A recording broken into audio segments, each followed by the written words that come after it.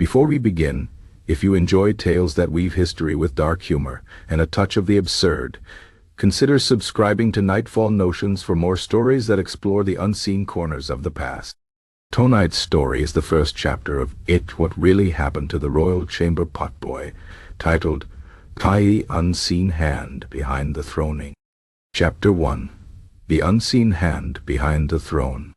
In the grand and glittering court of King Baldemar the Unwashed, where nobles schemed, jesters tumbled, and the occasional bishop slipped on a well-placed banana peel, there existed a role so humble, so universally ignored, that its occupant might as well have been a ghost. This was the royal chamber potboy, a position of such staggering insignificance that even the rats in the pantry held more sway. His name was Pym, a scrawny lad with ears like overgrown cabbage leaves and a perpetual expression of resigned bewilderment. Pym's duties were simple. He was to appear at dawn, collect the royal chamber pots, empty them with dignity, a difficult task when one's nose rebelled so violently, and return them before the king's morning grumbles turned into full-blown roars. It was a job that required stealth, endurance, and an iron stomach. Pym possessed only one of these qualities, and it wasn't the iron stomach. Yet, unbeknownst to the court, Pym held a power far greater than any duke or minister.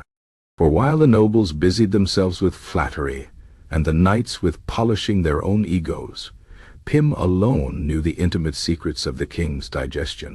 He could tell when Baldemar had indulged in too much eel pie by the ominous gurgling the night before.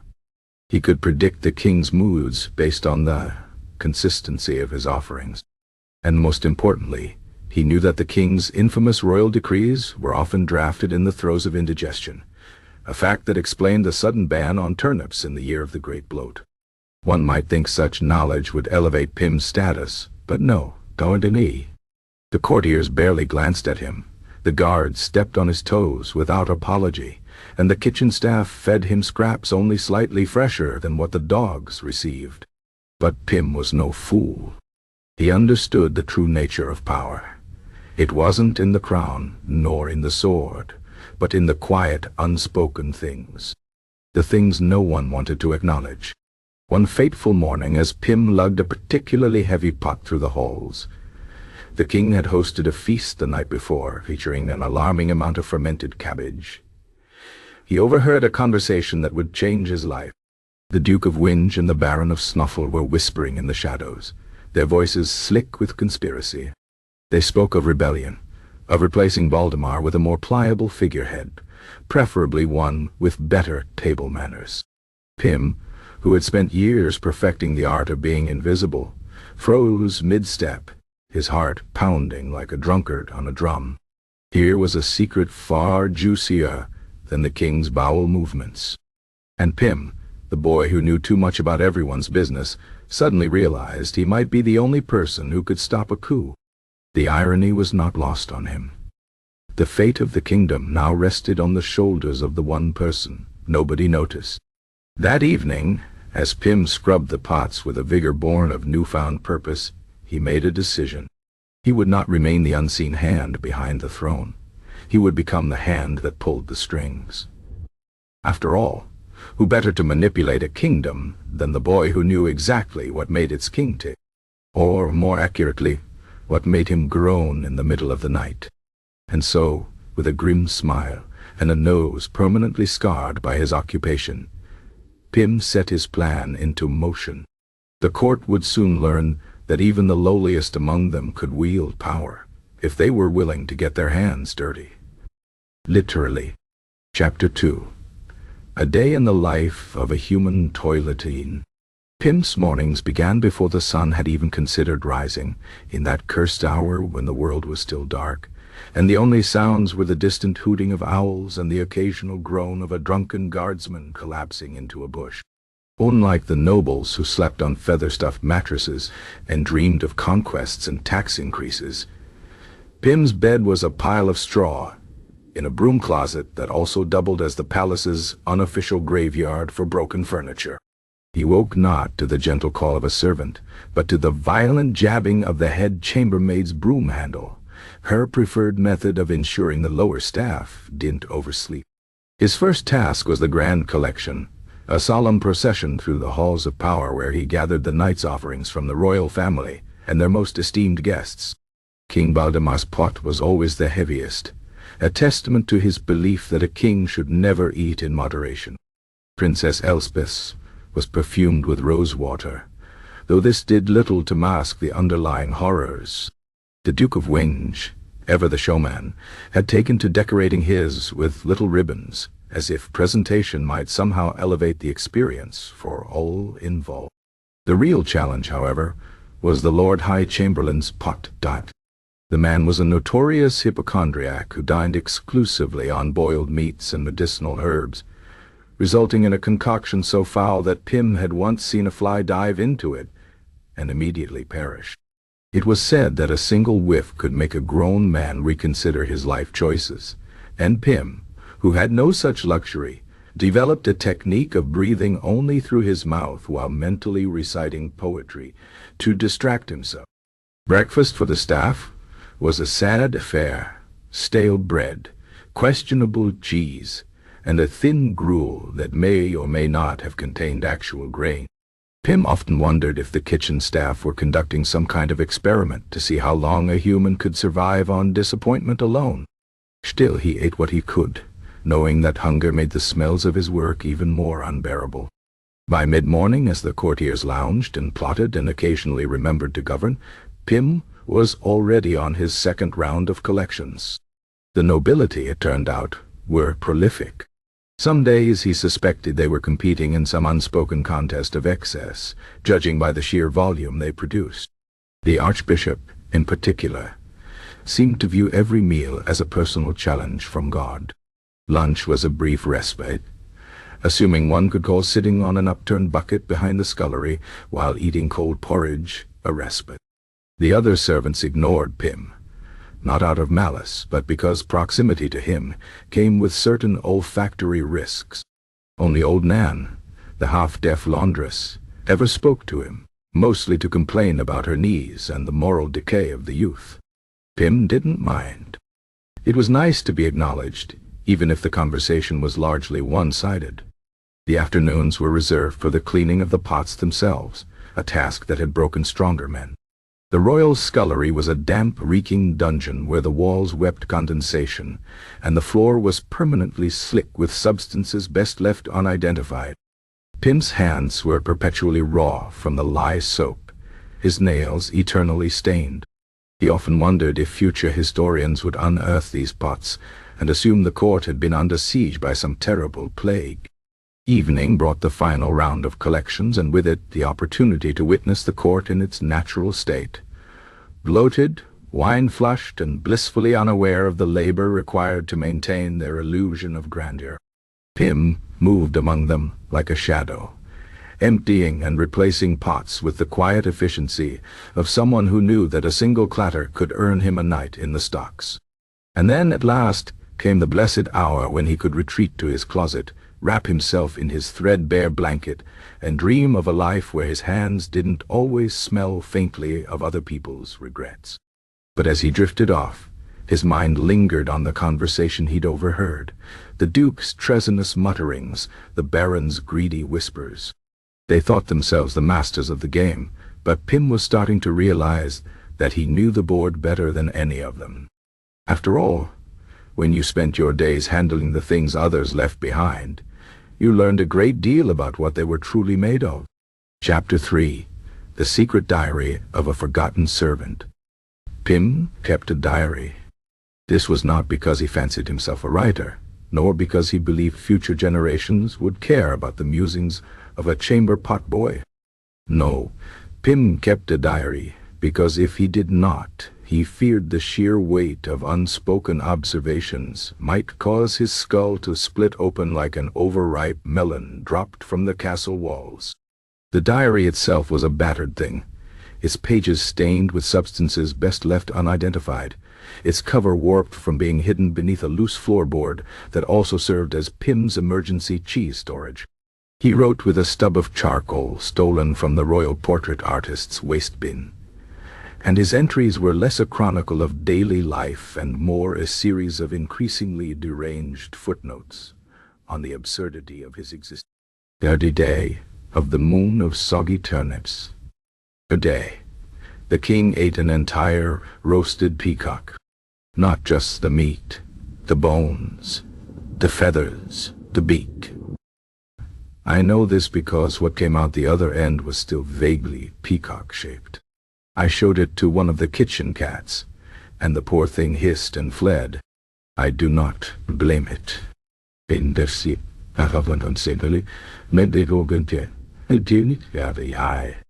You, the Duke of Winch, complained to the Queen that his pot was not sufficiently warm this morning. Well, I would like to see him try warming a pot with his bare hands while running through a drafty corridor at dawn. Perhaps then he would understand why his royal backside must suffer the indignity of a mildly chilled seat. Ungrateful warthog. And I'm daily post this come. It's a little band of my.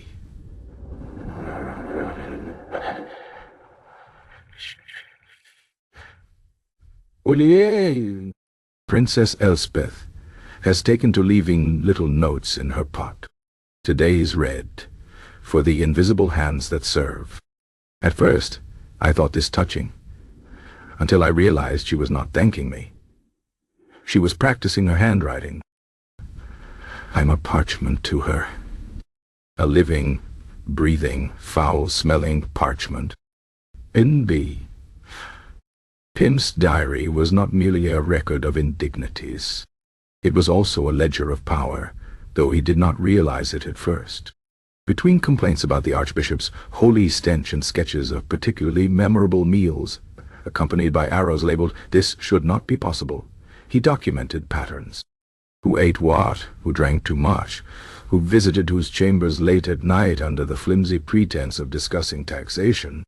One evening, after a particularly grueling day in which the royal hounds had mistaken him for a moving privy, Pym added a new section to his diary. Things I could destroy the court with, if I had the nerve. The Archbishop's miraculous digestion, not so miraculous when you've seen what I've seen. I listened from Dandy. Besse Eganagabok Dupo. Etwe amounts, and this is on the under morbid team the Pepsigons. The fact that the Queen's beloved lapdog is not, in fact, a dog, but a shaved raccoon she found in the gardens. And Samzilan. Listikel Silsiban on Tomba. Onna. Conde Dedustun Desit Big Copenhagen. The Duke of Winch's secret correspondence with the wine merchant's wife, who is, incidentally, terrible at keeping secrets. Her pots are full of love letters she clearly didn't burn properly. I need this. A4 Tartis. The king's habit of signing decrees, while half asleep, after too much spiced wine. I could slide anything in there. Anything.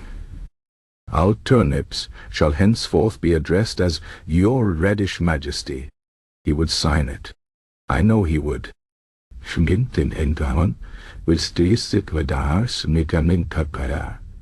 Pym paused, charcoal hovering over the page. The thought had never fully formed in his mind before, but now I sat there, grinning at him like a mischievous imp. He, hot dog, do something with this information. Not out of malice. Pym was not a vengeful soul, merely an observant one. But because it was becoming increasingly clear that the entire kingdom was balanced on a foundation of pretense and carefully averted gazes. The next morning, as he collected the pots with his usual grim efficiency, he paid closer attention to the whispers around him. The way the Lord Treasurer's hands shook when discussing the kingdom's finances. A reaction Pym had previously attributed to age, but now wondered if it was guilt. The knowing glances between the captain of the guard and the master of the hunt, glances that had nothing to do with hunting. The way the court jester's jokes always seemed to land a little too accurately, as if he, too, had been keeping notes. That night, Pym added a new entry.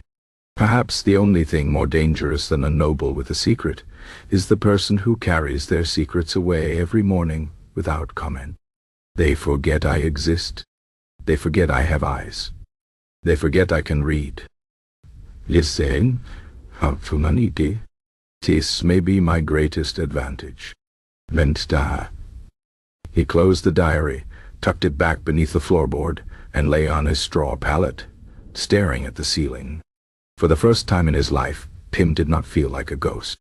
He felt like something far more dangerous. A man who had just realized he'd been holding all of the cards the entire time, and nobody had thought to check his hands.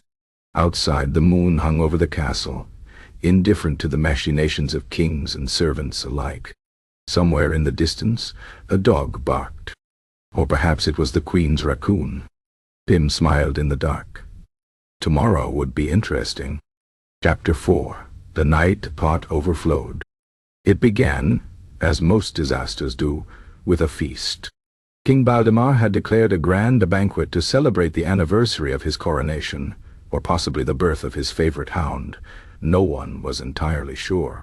The great hall heaved with nobles, packed shoulder to shoulder like salted herrings in a barrel, all laughing too loudly and eating with the frantic desperation of people who feared the food might be taken away at any moment. Pym, stationed at his usual post near the servants' entrance, watched the spectacle with the detached interest of someone who knew he would be dealing with the aftermath in a few short hours. The king, resplendent in a fur-trimmed robe that had last been cleaned during his grandfather's reign, presided over the chaos with the regal bearing of a man who had never once in his life questioned whether he deserved to be where he was. Course after course emerged from the kitchens, whole boars with apples stuffed in their mouths, towering pies that released live songbirds when cut, and a truly alarming pudding that wobbled with such violence that several guests instinctively reached for their swords. By the 10th course, even the hardiest nobles had begun to sway in their seats. The Duke of Winch had progressed from merely complaining to delivering a slurred lecture on the moral decline of the kingdom, which he blamed entirely on foreign spices and modern notions. Princess Elspeth had fallen asleep with her face in a plate of custard, while the Lord High Chamberlain had begun attempting to negotiate trade agreements with a decorative suit of armor. And then came the Royal Digestive Orchestra. Pym, attuned to these things in a way that only a chamber potboy could be, felt the first ominous rumble through the soles of his boots. The king's face took on a familiar expression, part concentration, part existential dread, and he abruptly stood, sending his chair clattering backward. The hall fell silent. "I must retire," Valdemar announced, in the strained tones of a man who had very little time left to make decisions. This was not unusual. What was unusual was what happened next. Perhaps it was the sheer volume of fermented eel. Perhaps it was the structural integrity of the royal bowels finally giving way after years of abuse. Or perhaps it was divine retribution for that time. Valdemar had taxed the peasants twice because he'd forgotten he'd already done it. Whatever the cause, the king took 2 steps toward the door and stopped. A terrible, liquid silence filled the hall. Then, with the inevitability of a collapsing dam, the king's robe began to darken at the hem. A spreading stain crept upward, followed by a sound not unlike a sack of wet flour hitting the ground from a great height. The entire court watched, frozen in horror, as their monarch stood in a growing puddle of his own making, his face a mask of royal dignity, even as his body betrayed him in the most fundamental way possible. Pym, who had seen many things in his time, had never seen this. For a long moment, no one moved. Then, with the precision of a well-trained flock of sheep, every noble in the room simultaneously decided to pretend nothing had happened. The musicians struck up a lively tune. The servants began circulating with yet more wine. The king, with the slow, deliberate movements of a man walking to his own execution, turned and retook his seat, as if he had not just rewritten the laws of royal decorum forever. Only Pym noticed the slight tremor in Valdemar's hands. Only Pym saw the way the queen discreetly shifted her chair several inches to the left. And only Pym, poor, invisible Pym, realized that in this moment of utter vulnerability he had been handed something far more valuable than gold or titles. leverage. The rest of the evening passed in a blur of forced merriment and aggressively averted gazes. When at last the final drunk noble had been carried to bed and the last candle snuffed, Pym set about his usual duties with renewed purpose. As he approached the royal chambers, he found the king's personal pot waiting outside the door, an unusual breach of protocol. Pym hesitated only a moment before knocking. A hoarse voice bade him enter. The king sat slumped in an armchair, looking every one of his years and then some. The offending robe lay in a heap by the fire, its sacrifice to the flames apparently deemed insufficient to cleanse its shame. "Your Majesty," Pym said, bowing exactly as low as protocol demanded and no lower. Valdemar's eyes focused on him with difficulty. "You saw." It wasn't a question. Pym considered lying, then decided truth would serve him better. "Yes." The king studied him with the intensity of a man realizing for the first time that the furniture might have ears. "And?" Pym met his gaze squarely. "I believe the venison was off." A beat of silence. Then, to Pym's astonishment, the king laughed. It started as a wheeze, built to a chuckle, and finally erupted into full-bodied guffaws that shook his considerable frame. "By the gods," Valdemar gasped, wiping his eyes. "I should have you executed for that." "But you won't," Pym said, more statement than question. The king's mirth faded, replaced by something almost like respect. "No, I suppose I won't." He leaned forward, the firelight carving deep shadows in his face. "What do you want, boy?" Pym had prepared for this moment without realizing he was preparing for it. He thought of the diary beneath his floorboard, of the Duke's treasonous whispers, of years of being treated as less than the pots he carried. "Nothing tonight, Your Majesty," he said at last. "But perhaps we might speak again tomorrow." The king studied him for a long moment, then nodded once. Pym bowed again and withdrew, leaving the pot untouched. Outside in the corridor, he allowed himself one deep, shuddering breath. The balance had shifted. The boy who emptied pots had just refused to empty one, and in doing so, had changed everything. Somewhere in the castle, a clock struck midnight. Somewhere in the kitchens, a dog barked. And somewhere in the kingdom, though he didn't know it yet, the Duke of Wing's carefully laid plans began their slow unraveling. Pym walked back to his closet with his head held higher than it had ever been before. The night the pot overflowed would be remembered by many as a royal embarrassment. But for Pym, it would always be the night he stopped being the boy who carried waste, and became the one who decided where it would land. Chapter 5. The Royal Backside, a Political Analysis. It was a truth universally acknowledged that a king in possession of a kingdom must be in want of good digestion. Pym had come to understand this fundamental law of governance better than any physician or minister. The royal bowels were a more accurate barometer of the realm's health than the treasury's ledgers or the army's muster rolls. Take, for instance, the matter of the spiced wine incident. 3 days after the king's unfortunate public display, Pym noted a distinct improvement in Valdemar's digestive output. The royal stool had taken on a firmer constitution, its color shifting from the alarming greenish hue of the feast aftermath to a more statesmanlike brown. This correlated precisely with the disappearance of the court's new wine steward, a man who had reportedly been seen accepting a pouch of silver from the Duke of Winge. Pym didn't need to consult the royal spymaster to understand the connection. The king's Cullen had effectively uncovered a conspiracy before the council did. Pym's newfound access to the king's private chambers, granted after their midnight conversation, afforded him opportunities for observation that would make the royal physicians weep with envy. He noted how stress manifested in the monarch's gut before it reached his face.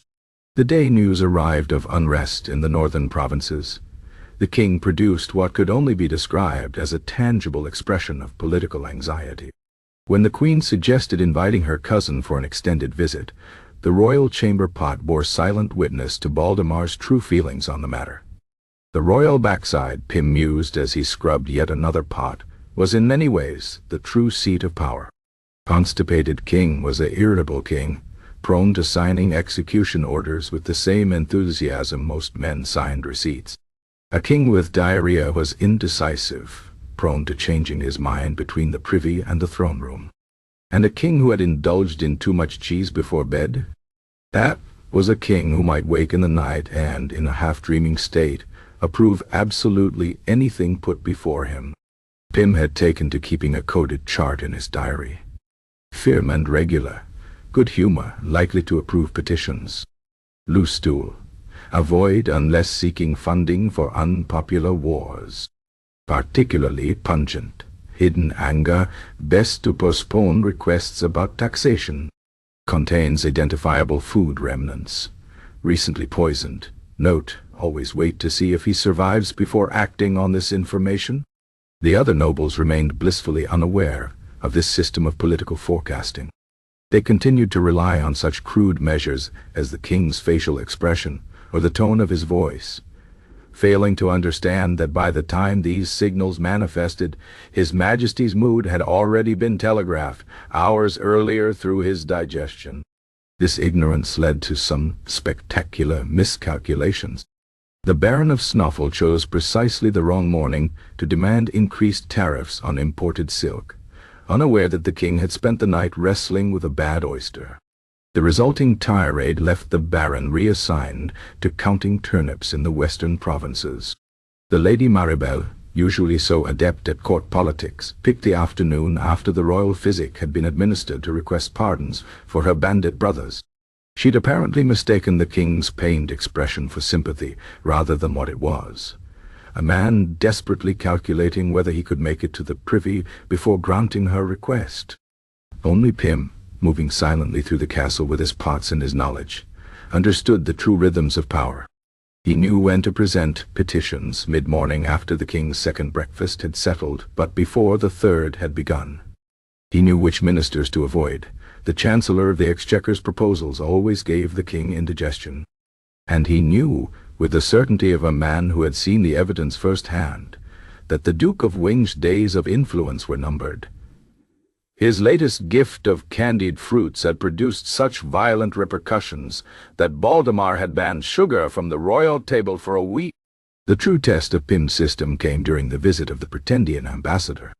The man arrived with great pomp, bearing gifts and flowery speeches about eternal friendship. The court watched closely as the king received him, searching for clues in Baldemar's words and gestures. Pym, meanwhile, examined the royal chamber pot afterward, and immediately knew the truth. The king didn't trust the ambassador one bit. The evidence was right there. The particular consistency of the stool suggested suppressed anger, while the unusual coloration hinted at suspicion. 3 days later, when the ambassador was caught trying to bribe a guardsman, no one was more unsurprised than Pym. He'd already packed an extra pot in anticipation of the king's vindication-induced celebratory feast. As the weeks passed, Pym's influence grew in quiet ways. A well-timed suggestion here, a carefully chosen moment to present a petition there. The king never acknowledged the help directly, but Pym found his straw pallet replaced with an actual bed, his meals becoming marginally less likely to give him food poisoning. Once he even found a small pouch of coins left where only he would find it. The other servants noticed the change. Where once they had ignored him, now they eyed him with a mixture of curiosity and suspicion. Old Nan took to crossing herself when he passed. The kitchen boys whispered that he'd made a pact with dark forces. Why else would the king tolerate his presence so much? Pym let them talk. They couldn't possibly understand the truth, that in a world where men fought over who stood closest to the throne, true power lay in understanding the man who sat on it. And Pym, perhaps alone in the entire kingdom, could honestly say he knew the royal backside better than his own face. This knowledge sat heavily in his mind as he went about his duties. The kingdom balanced on the edge of a knife, its fate tied to one man's digestion. It was absurd. It was terrifying. And it was, Pym realized with dawning amusement, the perfect foundation for his own quiet revolution. After all, what good was knowing the king's bowels if one didn't use that knowledge to move the kingdom? Chapter 6. the boy who knew too much. The royal castle's east wing was always draftiest before dawn, when the stone walls exhaled the night's accumulated chill. Pym moved through the shadowed corridors with the quiet efficiency of a phantom, his bare feet making no sound on the worn flagstones. He'd been summoned to the king's chambers at this ungodly hour only twice before, both times preceding executions. This time, however, the royal chamber pot remained conspicuously empty. King Valdemar sat slumped in his great chair by the fire, the flickering light carving deep hollows beneath his eyes. He looked less like a monarch and more like a man who had just lost an argument with his own digestive system.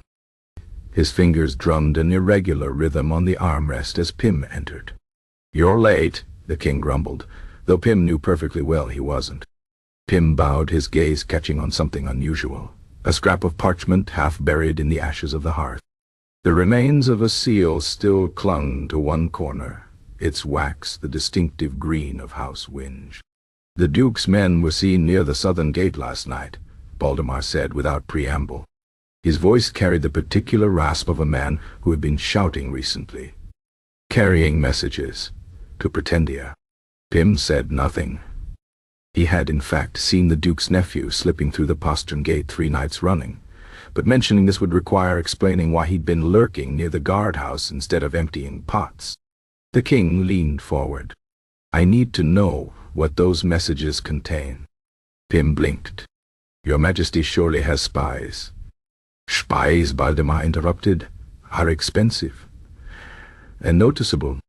His gaze traveled pointedly from Pym's patched tunic to his stained hands.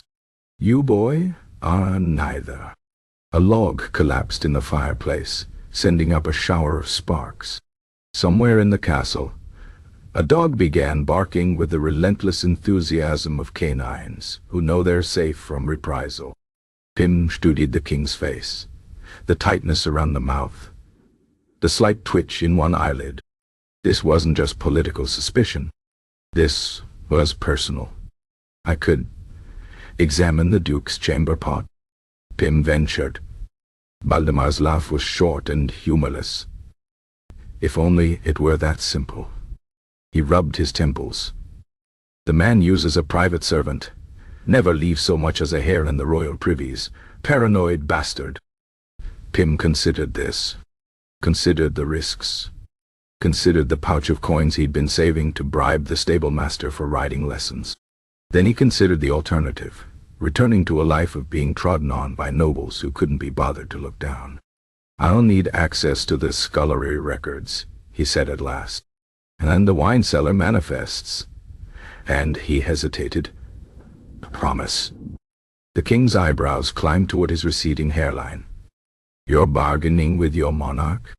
"I'm ensuring I live long enough to be useful," Pym corrected. He met Valdemar's gaze squarely. "If I find what you're looking for, I want a new name. Papers. Enough silver to start elsewhere." For a long moment the only sound was the crackling of the fire. Then Valdemar nodded once. "Done." 3 nights later, Pym crouched in the lee of a rain barrel outside the Duke's private chambers. His plan was simple. Wait for the Duke's notoriously weak bladder to assert itself, then slip in while the man was occupied. The flaw in this plan became apparent around midnight, when the Duke showed no signs of retiring. Through the window, Pym watched the Duke and his nephew pore over maps by candlelight. The older man's finger traced a path from the castle to the coast, a suspiciously detailed path for someone supposedly loyal. Pym shifted his weight, his legs protesting the hours of stillness. His nose itched. Somewhere nearby, an owl announced its opinion of the whole situation. Then fortune smiled upon him in the form of bad shellfish. The Duke's face abruptly lost all color. He clutched his stomach, whispered something to his nephew, and bolted for the door. Pym barely had time to press himself into the shadows before the man rushed past, already fumbling with his belt. The Duke's chambers smelled of expensive candles and impending treason. Pym moved quickly, scanning the writing desk. Bills of lading. Letters with broken seals. And there, half hidden beneath a treatise on falconry, a draft written in the Duke's unmistakably florid hand. To His Most Excellent Majesty King Ferdinand of Pretendia, the time approaches when our mutual interests may be served. The old boar's health fails him daily. Witness tonight's regrettable supper. My men stand ready at your signal to... The rest had been scratched out violently. Pym didn't need to read further. He pocketed the page and turned to leave, only to find the Duke's nephew blocking the doorway. The young man's expression cycled rapidly from surprise to confusion to dawning horror. "You're the pot boy," he said, as if this explained everything. Pym considered his options. He could run. He could fight. Or, "Your uncle's going to get you killed," he said conversationally. The nephew blinked. "What?" Pym gestured to the maps. "Pretendia's coastline. Please, their navy could barely raid a fishing village." He shook his head. "And poisoning the king's food? Amateur work. The royal taster's been pocketing his salary for years. Everyone knows Boldemar never uses one." The nephew's mouth worked soundlessly. Pym took advantage of his confusion to step closer. "Here's what's going to happen," he said, lowering his voice. "You're going to tell your uncle the king knows everything. Then you're going to take your mother's jewels, yes, I know about those too, and flee to your cousin's estate in the north." He smiled thinly. "Or I could mention to the king how you've been using his niece's letters to line your own pot." The blood drained from the young man's face. Pym hadn't known about any letters, but the reaction confirmed his guess. A distant door slammed. The Duke was returning. The nephew made his decision. He stepped aside. Pym slipped into the corridor just as the Duke rounded the corner. He didn't look back. Didn't run. He walked with the measured pace of a servant on an errand, his heart hammering against his ribs. The stolen page burned in his pocket like a live coal. He knew too much now. Enough to be dangerous. Enough to be killed. As he turned the corner toward the servant's stairs, Pym allowed himself a small, grim smile. Finally, he mattered. Chapter 7. The Great Chamber Pot Conspiracy. The morning after Pym's encounter with the Duke's nephew, the castle awoke to chaos. Servants whispered in corners. Guards stood at attention with unusual stiffness. The Duke of Winge himself was conspicuously absent from the king's morning council, a fact noted by everyone and commented on by no one. The tension hung thick as summer humidity, broken only by the occasional clatter of dropped silverware or the nervous clearing of a throat. Pym went about his duties with practiced invisibility, listening to the hushed theories spreading through the castle like a bad smell. Some claimed the Duke had taken ill from last night's questionable eel pie. Others insisted he'd been seen riding hard for the border at dawn. The kitchen scullions, ever creative, swore they'd seen him dragged screaming into the dungeon by the king's personal guard, though this version suspiciously mirrored the plot of a particularly popular ballad currently making rounds in the taverns. The truth, as Pym knew it, was far stranger. The Duke hadn't fled. He hadn't been arrested. He had simply vanished. His chamber stood untouched, his bed unslept in, his favorite emerald-encrusted goblet still sitting on the nightstand with a half-inch of wine at the bottom. It was as if the man had stepped out for a midnight stroll and forgotten to return. Pym might have believed the disappearance genuine if not for two details. First, the Duke's prized hunting dogs, normally loud enough to wake the dead, had been eerily silent all night. Second, the royal gardener had been seen scrubbing something dark and sticky from the blades of his shears at first light. By midday, the castle had settled into a fragile calm, the way a boiling pot will sometimes appear still just before bubbling over. Pym took advantage of the distraction to slip into the archives, a damp, spider-infested hole beneath the library where the kingdom's least important documents went to die. He was searching for manifests. Specifically, records of chamber pot shipments over the past 5 years. It had started as idle curiosity, the sort of thing one pondered while elbow-deep in royal effluvia.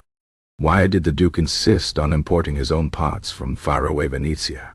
Why did he pay exorbitant sums to have them transported in velvet-lined crates? And why, Pym had wondered while scrubbing the 17th identical pot of his morning, did every single one bear the same peculiar maker's mark, a tiny crown stamped into the porcelain? The answer, when he found it, was so absurd he nearly laughed aloud. The Duke hadn't been importing pots at all.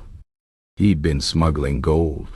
The elaborate vessels, wider at the base than necessary, with suspiciously thick walls, were perfect hiding places for coins and jewels. Their frequent breakages requiring replacement explained the steady flow. Their contents were almost certainly funding the Duke's treasonous schemes. Pym was still marveling at the sheer audacity when the archivist found him.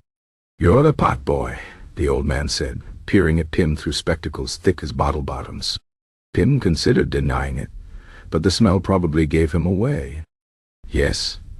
The archivist shuffled closer, glancing over his shoulder. "They say the Duke kept records, hidden ones." He licked his lips. "In codes?" Pym's pulse quickened. "Who says?" "People says, probably done lucky. People told me they said it before." The archivist's breath smelled of onions and fear. "You should look at the gardener's logs." "Why?" The old man leaned in so close his nose nearly brushed Pym's ear. "Because," he whispered, "the roses have been dying." This, it turned out, was the understatement of the century. The gardener's records told a disturbing tale. For months, the castle's famed rose bushes had been failing, not uniformly, but in specific patches corresponding almost exactly to the Duke's regular walking routes. The plants would wither overnight, their leaves blackening as if scorched. The head gardener had initially blamed bad fertilizer, then rats, then increasingly hysterical marginal notes suggested infernal forces. Pym stared at the reports, his mind racing. It had to be. But why poison roses? Unless, He nearly tripped in his haste to reach the Privy garden. Kneeling by the afflicted bushes, he pried up a handful of earth. The soil should have been rich and dark. Instead, it crumbled in his fingers, gray and lifeless. A faint, acrid smell rose from it, one Pym recognized from his many encounters with the Duke's personal herbs. The pieces clicked together with near-audible force. The Duke hadn't just been smuggling gold in those pots. He'd been disposing of evidence in them. Evidence of whatever foul substance he'd been using to. Pym froze. The king's private garden lay just beyond this wall, where Baldemar took his morning walks, where he often stopped to admire the roses, where he sometimes, in the summer heat, plucked and ate a berry or two from the nearby bushes. It wasn't treason. It was regicide by horticulture. The realization left Pym equal parts impressed and horrified. The Duke hadn't just planned to overthrow the king.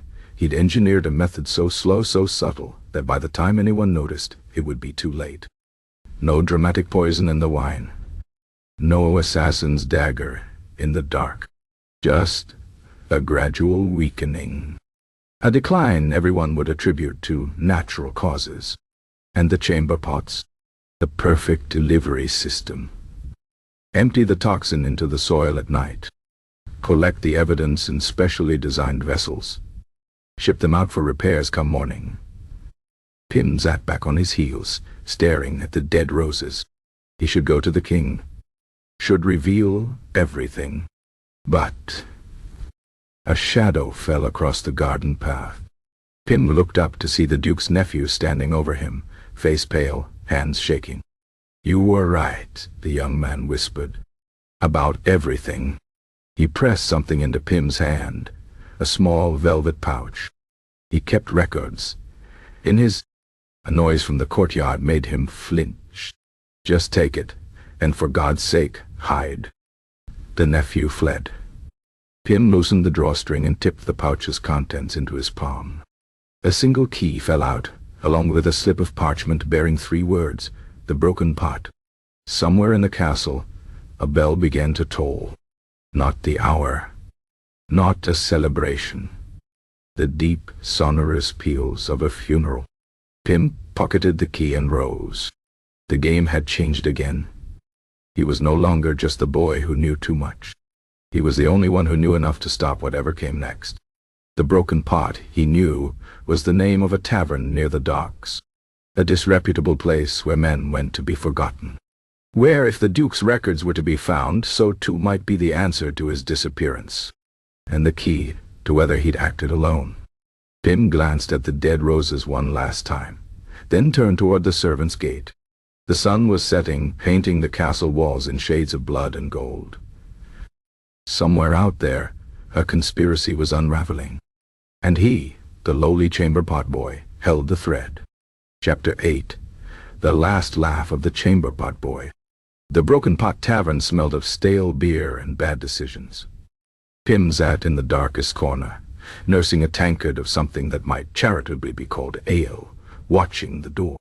The key from the Duke's nephew burned in his pocket like a guilty secret. It had taken 3 days to slip away from the castle unnoticed. 3 days of pretending nothing had changed, while the court buzzed with rumors of the Duke's disappearance. The official story, that he'd retired to his country estate for his health, fooled no one, least of all Pym, who'd seen the gardener scrubbing something dark from his tools. A shadow fell across Pym's table. The barmaid, a woman with arms like ham hocks and a smile like a rusty bear trap, jerked her chin at the back room. "You're expected," she said, in a tone that suggested refusal wasn't an option. The back room contained 3 things: a table, a chair, and a chest. The chest was iron-bound, weathered, and, Pym noted with interest, exactly the right size to hold a chamber pot. The key fit perfectly. The lid creaked open to reveal not gold, not jewels, but papers. Piles of them. Letters, maps, and most damning of all, a ledger detailing payments to everyone from the captain of the guard to the king's own physician. The Duke hadn't just been planning treason. He'd been meticulously documenting it. Pym leafed through the pages, his fingers leaving smudges on the expensive parchment. Here, a payment to the royal chef for special seasoning. There, a note about the gardener's unfortunate accident. And everywhere the same symbol, a tiny crown stamped in green wax. The final page stopped him cold. It was a list, written in the Duke's florid hand, titled after the transition. Pym's name appeared 3rd from the bottom with a single chilling note beside it: dispose of quietly. Knows too much. The irony wasn't lost on him. The Duke had planned to kill the chamber pot boy with his own pots. Pym sat back, considering his options. He could take the chest to the king and claim his reward. He could burn the lot and disappear into the night. Or a plan formed in his mind, as absurd as it was perfect. The next morning, the castle awoke to a curious sight. Every noble's chamber pot had been replaced overnight with an exact replica, down to the last scratch and stain. The only difference? Each now bore a tiny green crown on the underside, identical to the Duke's mark. The court's reaction was everything Pym had hoped for. The Baron of Snuffle nearly choked on his breakfast when he noticed the symbol. The Lady Maribel fainted clean away. The king himself stared at his pot for a full minute before bursting into laughter so loud it startled the pigeons off the roof. By noon, half the nobility had remembered urgent business in their country estates. By sundown, the remaining courtiers were tripping over themselves to proclaim their loyalty, their voices just a shade too loud, their protestations just a bit too fervent. Pym watched it all from his usual shadowed corner, saying nothing. That evening the king summoned him. Valdemar looked better than he had in weeks, his color improved, his eyes clear. He dismissed the guards with a wave, and studied Pym with something akin to respect. "The Duke's body was found in the river this morning," he said without preamble. His pockets were full of stones. "And gold coins." Pym nodded. "How unfortunate." The king's lips twitched. "Indeed. almost as unfortunate as the fact that his entire household seems to have fled the kingdom overnight. He leaned forward. "You wouldn't know anything about that, would you?" Pym met his gaze. "I empty pots, Your Majesty. What nobles choose to put in them is their own business." A long silence. Then Baldemar laughed, a genuine, full-bodied sound that startled the servants outside the door. "You're a dangerous little creature, aren't you?" Pym smiled. "Only to those who look down on me." The king sat back, rubbing his chin. "I should have you executed, of course." "Of course. But I won't." Baldemar reached into his robe and withdrew a small purse. It landed on the table with a weighty thump. "There's enough there to buy a farm, or passage to another kingdom. Either way, I suggest you take it and go." Pym took the purse without counting it. He'd already won more than money. As he turned to leave, the king spoke again. "One question. Why the pots?" Pym paused at the door. "Because he said no one ever looks inside them."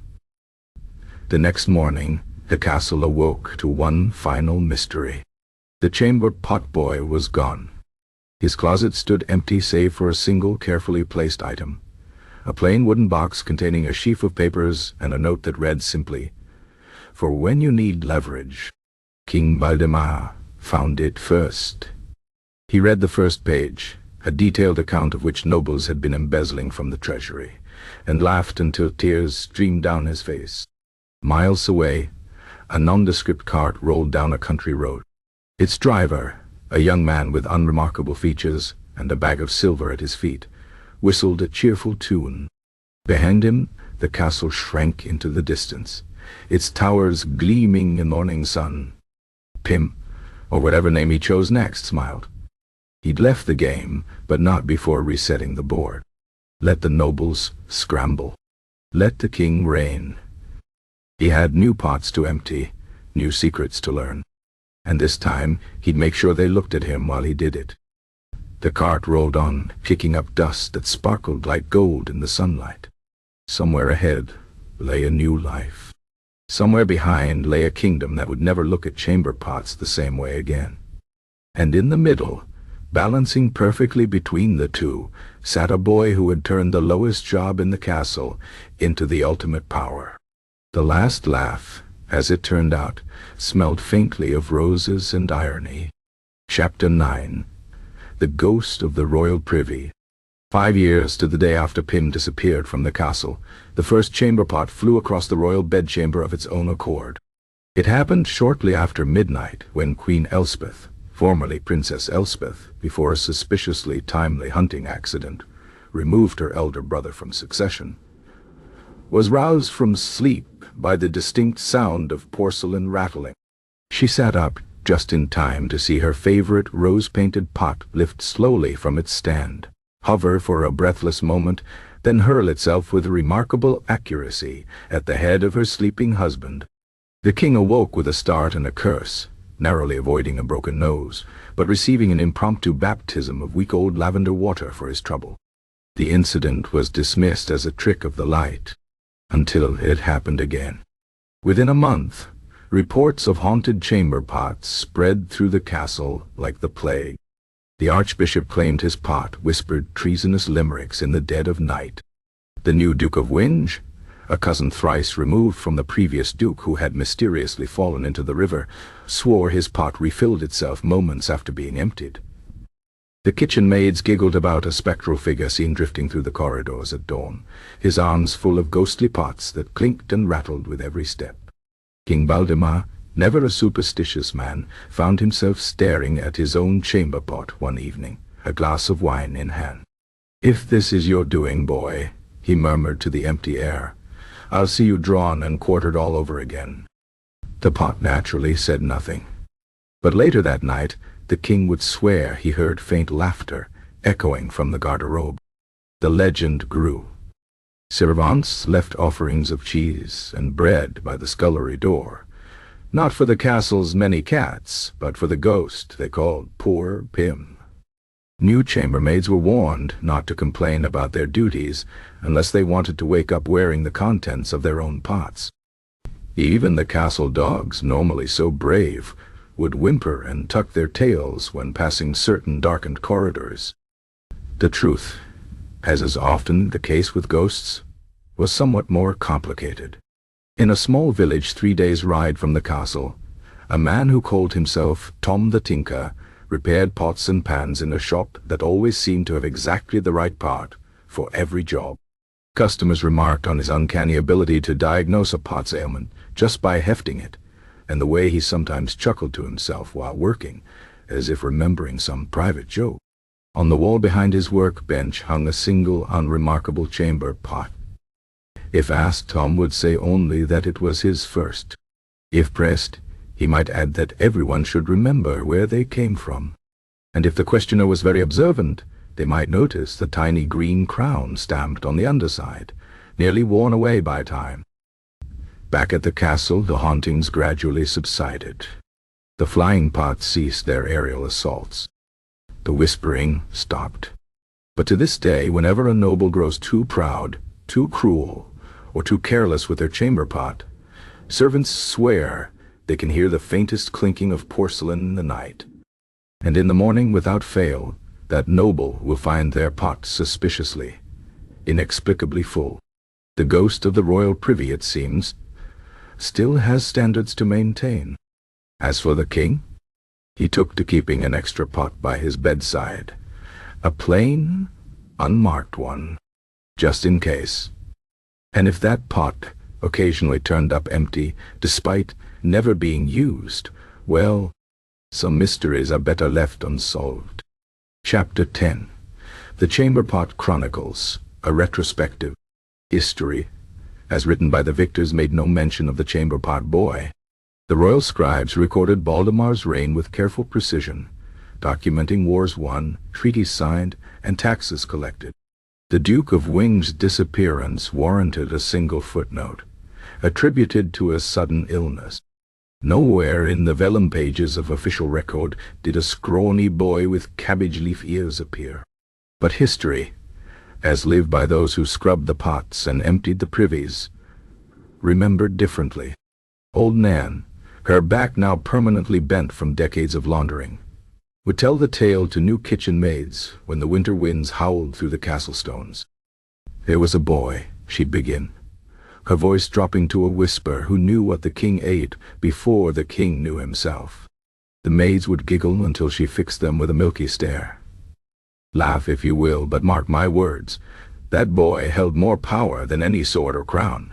He knew where the bodies were buried because he'd emptied the pots of those who buried them. The legend took strange forms over the years. Stable boys swore that on foggy mornings they could still see Pym's ghost flitting between the outbuildings, his arms full of spectral chamber pots. A popular tavern song recounted the ballad of the potboy spy, though the details grew more outrageous with each retelling. By the time it reached the southern provinces, the story involved a secret society of chamber pot boys who controlled the kingdom through a network of strategically placed privies. In reality, the truth was both simpler and more profound.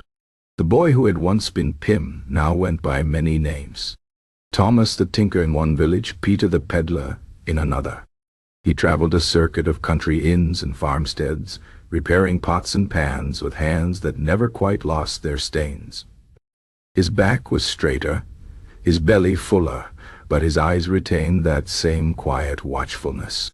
Occasionally, he'd hear news from the castle. King Baldemar had taken to drinking mint tea with his meals, a habit he'd once mocked. The new Duke of Winge treated his servants with unusual courtesy. The royal gardener reported that the poisoned roses had unexpectedly bloomed again, their petals an uncanny shade of green. On one such evening, as Tom mended a farmer's favorite stew pot by firelight, a traveling minstrel paused at his camp. "You've the look of a man who's seen interesting times," the minstrel said, tuning his lute. Tom tested the pot's weight in his hands. "I've seen my share of bottoms," he said dryly. The minstrel laughed and launched into a familiar tune, the very ballad Tom had inspired. As the lyrics grew increasingly absurd, apparently he could now smell treason at 40 paces, Tom found himself smiling. History might forget the truth, but it couldn't erase the consequences. The king still used his chamber pot, but now he looked at it before sitting down. The nobles still schemed, but they did so with one eye on their privies. And in the darkest hour of night, when the castle lay silent, more than one lord or lady had been known to whisper secrets to their pots, half hoping, half fearing they might be heard.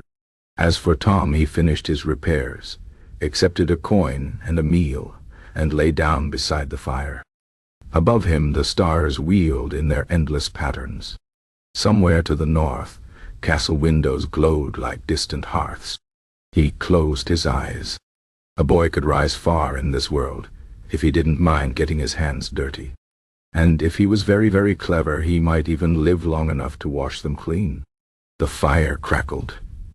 An owl called. And in the morning Tom the Tinker would pack his tools and move on, leaving behind only a perfectly mended pot and the faintest whiff of irony. History might not remember the chamber pot boy, but the kingdom would never quite forget. And that, in the end, was enough. Chapter 11. The Royal Flush, a metaphor for power. Tom the Tinker's wagon creaked to a halt outside the Golden Plume Inn, its wheels caked with the mud of 3 counties' worth of backroads. He stretched his back, listening to the satisfying pop of vertebrae that came from 20 years of bending over pots, both royal and canon.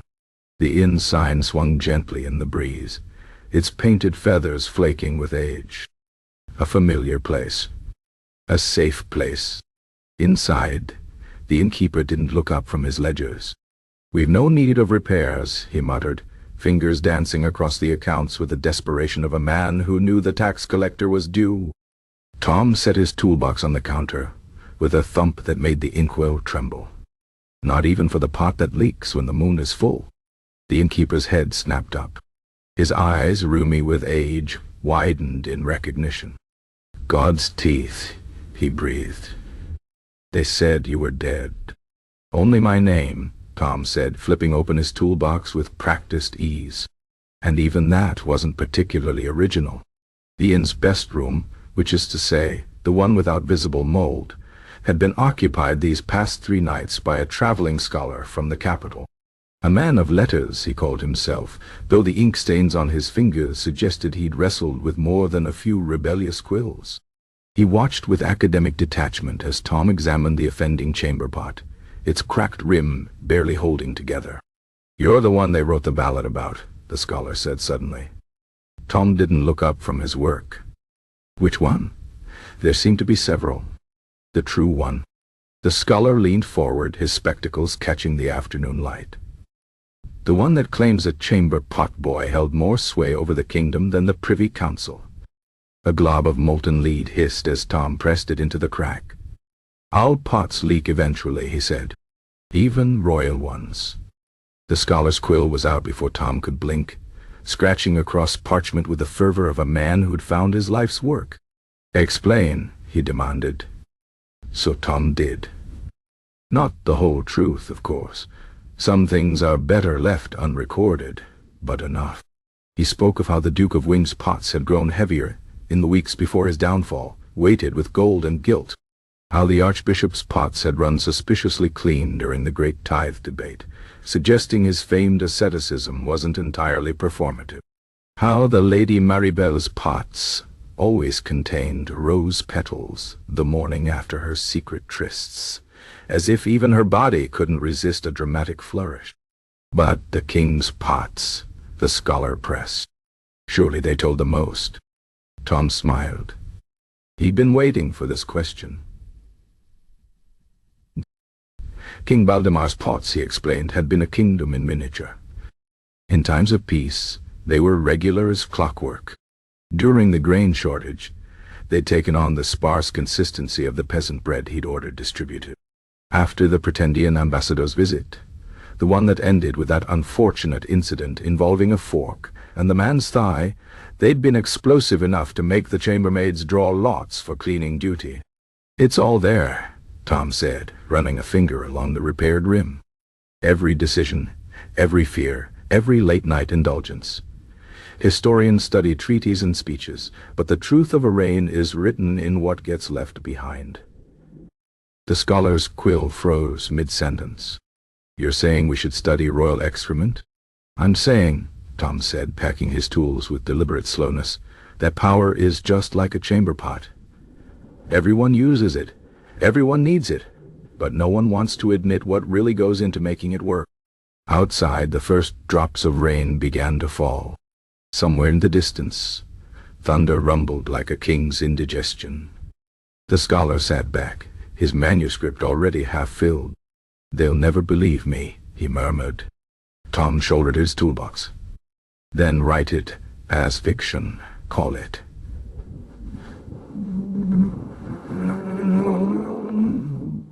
The Royal Flush, a treatise on the nature of power. The scholar's laughter followed Tom out into the rain, where his wagon waited like a patient steed. He climbed up, flicked the reins, and left the golden plume behind without a backward glance. The road ahead was dark with approaching storm clouds, but Tom didn't mind. He'd weathered worse. And if the stories were to be believed, so had the kingdom. Somewhere in the capital, King Baldemar no doubt sat upon his throne, dispensing justice and indigestion in equal measure. Somewhere in the countryside, farmers still told tales of the potboy who'd outwitted a duke. And somewhere in between, a tinker with knowing eyes mended pots with hands that remembered every secret they'd ever held. The rain came down harder now, washing the mud from Tom's wheels as he traveled onward. Behind him, the inn sign creaked in the wind, its golden plume now somewhat tarnished. But then, so were most crowns. Chapter 12. The unlikely friendship of the chamber pot boy and the court jester. The castle's jester went by the name of Fizzlebottom, though no one could remember why. He wore motley that had faded from garish to melancholy over the years. And his bells, once so bright and cheerful, now jingled with the hollow resignation of a man who had told the same jokes to the same people for too long. Pym first noticed him on a particularly grim Tuesday morning, when the jester was sitting alone in the servants' courtyard, methodically peeling an apple with a dagger that looked suspiciously like it had once belonged to a nobleman. "You're new," Fizzlebottom said, not looking up. Pym, who had been scrubbing pots until his fingers pruned, blinked. "I've been here 3 years. The jester shrugged. "In court years, that's still new. Nobles don't start seeing you as furniture until at least 5. He flicked a long curl of apple peel into the dirt. "What's your name, kid?" "Pym Portgoint." "Ah." The jester nodded sagely. "The boy who handles the royal aftermath." Pym wasn't sure if he should be offended or impressed. "You know who I am?"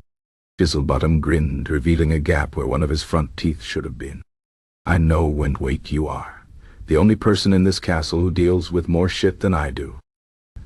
That was how it began. Their friendship was an odd one, forged in the unlikeliest of places. The shadowy corners of the kitchen where the ale was pilfered, the abandoned tower where no one could hear Fizzlebottom practicing new material, most of it too dangerous to perform in front of the court. And the narrow alley behind the stables where Pym The jester, it turned out, was a font of information. He knew which lords secretly feared chickens, which ladies bribed the cooks to make their rivals' meals extra greasy, and, most importantly, which nobles were too drunk by midnight to notice a chamber pot boy lingering just a little too long outside their doors. In return, Pym provided something Fizzlebottom had long been missing, an audience that actually laughed. "Tell me about the Duke," Pym asked one evening, as they shared a stolen bottle of wine that tasted like vinegar, but did the job. Fizzlebottom leaned back against the stable wall, his bells jingling softly. "Ah, His Grace has the digestion of a goat and the temper of a scalded cat. Also, he's terrified of spoons." Pym frowned. "Spoons?" The jester nodded. "Ever notice how he only eats with a knife? Rumor has it he was cursed by a disgruntled scullery maid." One day he yelled at her for polishing the silver wrong. The next he picked up a spoon and it burned his fingers. Been scared of them ever since. Pym filed this information away for later. Over time, their exchanges grew more pointed. Fizzlebottom would hum a particular tune when a noble was lying. Pym would leave a certain pot unemptied when he overheard something interesting. Together they became a quiet force of mischief and manipulation, their influence seeping into the castle's foundations like water into cracks. One night, after the Jester had narrowly avoided the stocks for a joke about the king's hunting skills, or lack thereof, he found Pym scrubbing pots with more vigor than usual. "You're angry," Fizzlebottom observed. Pym didn't look up. "The Baron of Snuffle kicked me today for standing too close." The Jester was silent for a long moment. Then, with the gravity of a man pronouncing sentence, he said, "We should ruin him." And ruin him they did. It started small. The Baron's favorite chair mysteriously collapsed during an important meeting. His wine turned inexplicably salty. His hounds refused to obey him, preferring instead to follow Pym around with wagging tails and soulful eyes. Then came the pièce de résistance. During the next court gathering, Fizzlebottom performed a new song, a seemingly innocent ditty about a proud stag brought low by his own arrogance. The lyrics were vague enough to be harmless, the tune catchy enough to stick in the mind. But when the Baron stood to protest, his breeches, which Pym had taken the liberty of loosening, sank to his ankles with a dramatic flourish. The court erupted. The king laughed so hard he spilled his wine, and the Baron, red-faced and sputtering, was forced to waddle from the room to the sound of Fizzlebottom's bells ringing in mock sympathy. That night, as they celebrated with another terrible bottle of wine, the Jester raised his cup. "To us," he said, "the unseen hands that rock the cradle, or at least the chamber pots." Pym clinked his cup against Fizzlebottom's. "To unseen hands." And so their partnership continued, a quiet rebellion against those who thought themselves untouchable. The nobles never suspected the Jester and the potboy, one too foolish to matter, the other too insignificant to notice. But then, that was the joke, wasn't it? The real fools were the ones who never looked down. Chapter 13. The Chamber Potboy's Guide to Survival. The life of a palace servant is one of quiet desperation and loud odors. Having spent years navigating the treacherous waters of royal waste management, I, Pym the Potboy, or Tom the Tinker, depending on which kingdom's guards are asking, feel compelled to share my hard-won wisdom. Consider this your unofficial guide to surviving, and perhaps even thriving, in the glittering nightmare that is court life. Rule 1. Always know your exits. A wise servant once told me there are 3 ways out of any royal castle. The front gate for those leaving in glory, the postern door for those leaving in shame, and the garderobe chute for those leaving in pieces. Memorize them all. Better yet, dig your own. I once knew a scullery maid who hollowed out a turnip cellar into an escape tunnel.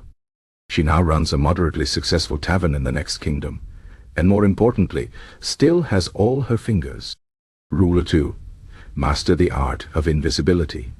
The noble eye slides over servants like oil over water. Use this to your advantage. Stand still when they look your way. Movement catches attention, while stillness makes you part of the furniture. I once stood motionless for 40 minutes, while the Duke of Winge conducted an affair with a pastry chef's wife 6 feet away. He never noticed me, though the experience did grant me an intimate knowledge of how the upper classes sound when they're, well, let's just say I could have written a ballad about it. Rule 3. Learn to read the pots. A chamber pot is a window into the soul. The Archbishop's pots always smell faintly of incense and guilt. The kings ran to loose stools when nervous, which explained much about tax season. Princess Elspeth's had rose petals floating in them the morning after her secret trysts, as if even her bodily functions needed decoration. Study these patterns. They'll tell you more about the coming day's politics than any herald's announcement. Rule 4. Cultivate strange alliances. My most valuable friendship was with the castle's half-mad Jester, a man who knew every noble's weakness, but couldn't be taken seriously enough to be dangerous. Together, we made an unstoppable force. He provided the information, I provided the means of discreet delivery. Once, we convinced an entire banquet that the Baron of Snoffle had developed a sudden fear of carrots by planting them in strategic locations. The man didn't eat orange vegetables for a year. Rule 5. Keep your hands clean, metaphorically. Actual cleanliness is, of course, impossible in our line of work, but never let them see you scheming. When delivering vengeance, make it look like accident or divine will. A loose stair here, a poorly secured tapestry there. I once saw a chambermaid end a knight's career by accidentally leaving goose grease on his saddle before a tournament. He slid right into the mud in front of the entire court, and she got promoted to linen keeper within the week. Rule 6. Have an escape ready. No matter how you climb, never forget what you are to them, furniture that talks. I kept a hidden pouch of silver, a change of clothes, and a forged merchant's pass at all times. When the time came to leave, I walked out the front gate with my head held high.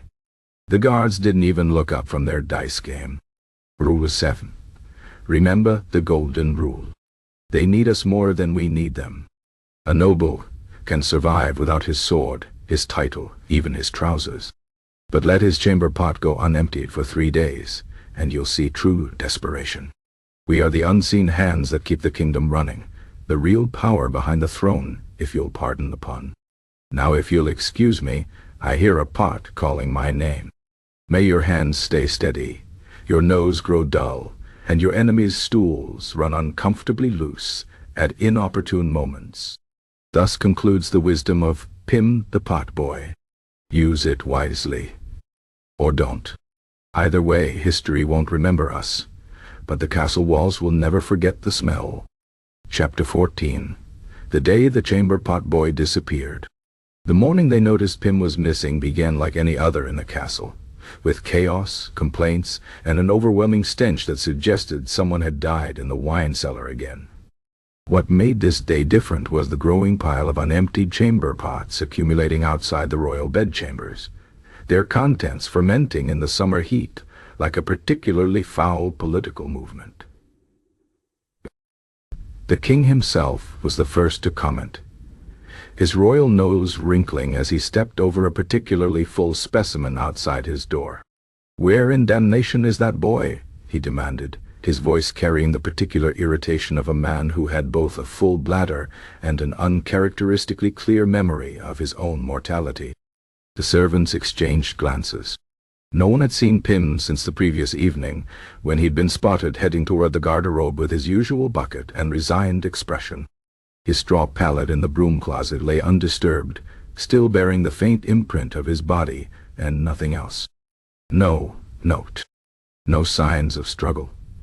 Just a single suspiciously clean chamber pot left neatly in the center of the floor, its interior scrubbed to a shine that seemed almost accusatory in its perfection. The castle's initial theories ranged from the plausible to the absurd. The cook insisted Pim had been carried off by sewer rats grown large on kitchen scraps. The stablemaster claimed to have seen him riding away on a spectral horse made entirely of chamber pots.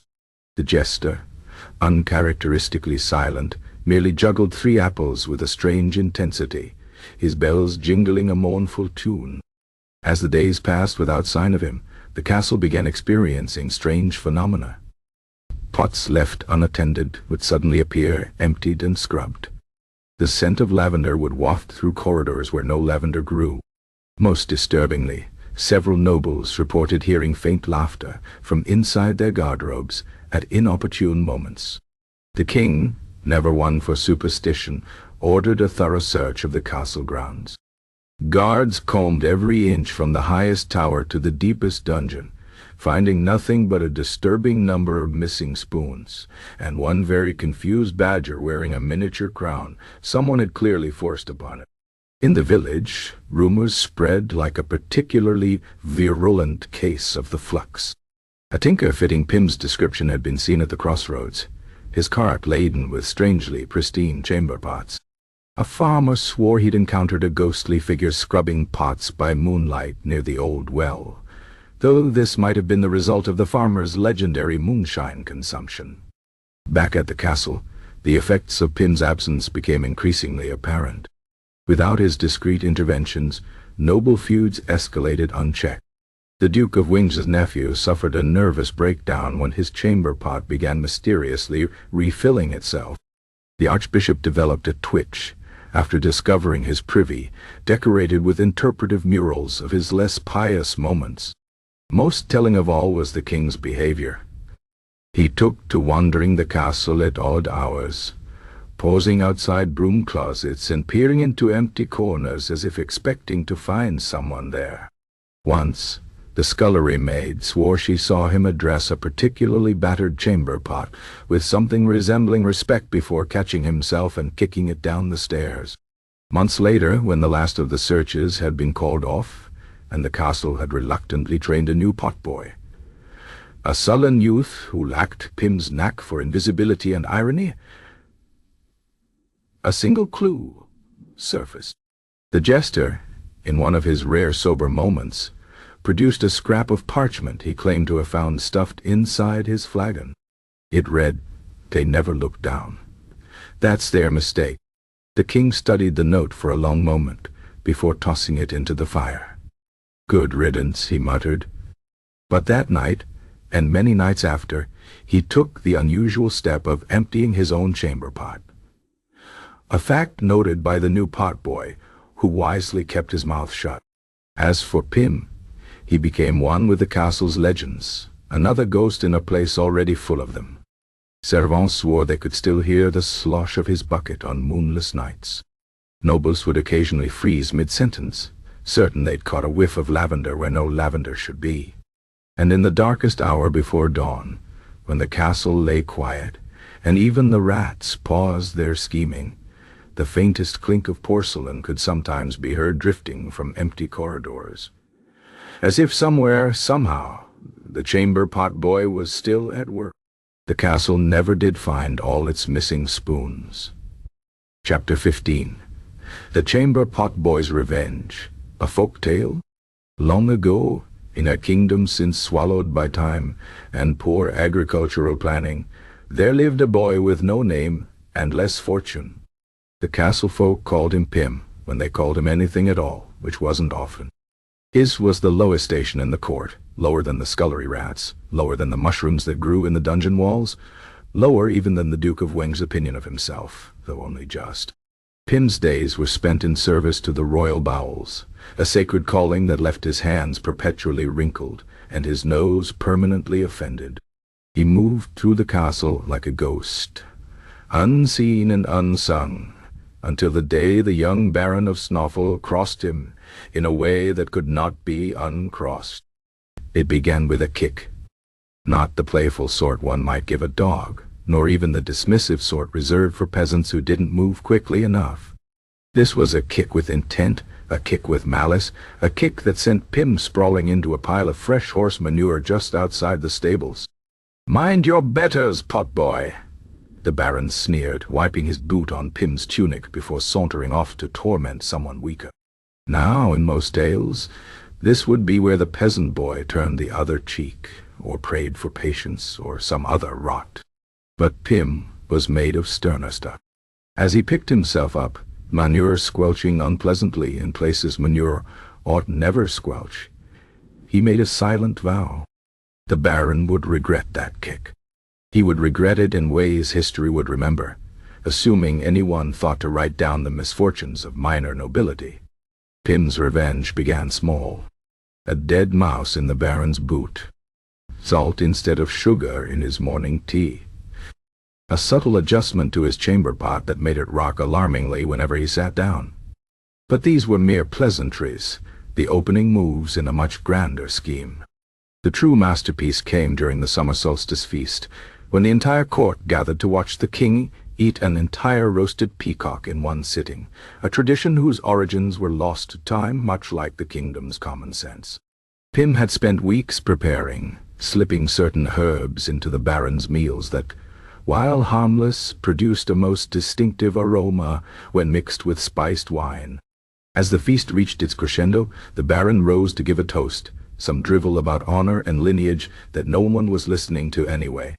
Halfway through a particularly tedious metaphor about falconry, his face went pale. His eyes widened. A sound like a dying goose escaped his lips. What happened next became legend. The Baron's breeches, carefully loosened by Pym earlier that evening, succumbed to forces beyond their stitching. They fell with the solemn dignity of a surrendering flag, just as the Baron's digestive system chose that moment to express its opinion of his speech. The court erupted. The king laughed so hard he choked on a peacock bone and had to be slapped on the back by 3 different lords. The Baron, red-faced and reeking, fled the hall with his breeches around his ankles, his dignity in tatters, and his future prospects decidedly dampened. But Pym wasn't done. That night, as the Baron soaked in a desperate attempt to scrub away both shame and smell, every mirror in his chambers mysteriously clouded over, refusing to show his reflection.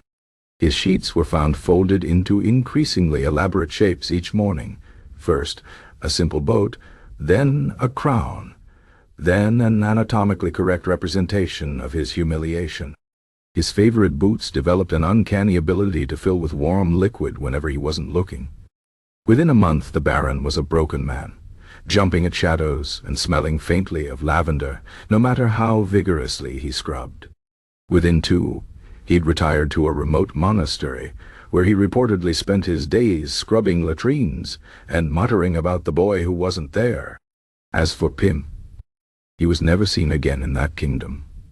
Some say he became a tinker, wandering the roads with a cart full of suspiciously pristine chamber pots. Others claim he ascended to some higher plane of existence, where the rivers run with lavender soap, and no one ever needs to use a chamber pot after eating eel pie.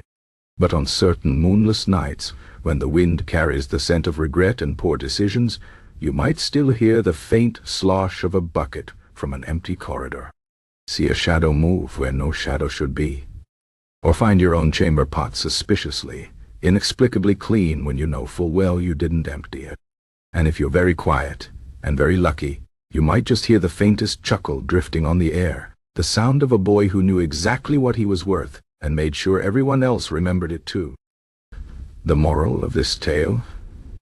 Be kind to those who handle your waste, for they, more than any knight or lord, know exactly what you're made of. Chapter 16. The Royal Chamber Pot.